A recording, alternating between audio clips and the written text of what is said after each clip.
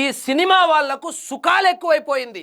Fade out అయిపోయాము అనుకున్న ప్రతిసారి సనాతన ధర్మం గురించి కామెడీ చేయడము లేదా నరేంద్ర మోడీ గారి మీద పడి ఏడవడం అలవాటైపోయింది. ఒక అమీర్ ఖాన్, ప్రకాష్ రాజ్, సిద్ధార్థ్ నిన్నటికి నిన్న తాప్సీ పన్ను వీళ్ళు ఇండియాలోనే ఉంటారు, ఇండియాలోనే తింటారు, ఇండియాలోనే సంపాదించుకుంటారు, ఇండియా మీదనే విషం కక్కుతారు.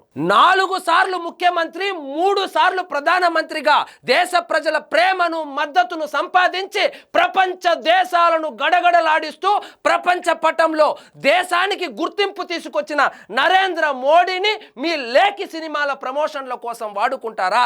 సిగ్గుండాలి కొంచెమైనా. తాజాగా ఇప్పుడు ఆ లిస్టులోకి తాప్సీ పన్ను చేరింది. అదేదో టీవీ షోలో మీకు నరేంద్ర మోడీ, రాహుల్ గాంధీలలో ఎవరు ఇష్టమని అడిగితే ఒక్క క్షణం ఆలోచించకుండా నరేంద్ర మోడీ అని చెబుతూ నేను ఈ దేశంలో ఉండాలి అనుకుంటున్నాను అని కామెడీ చేసింది. బీజేపీ అధికారంలోకి వచ్చి 12 ఏళ్లైంది.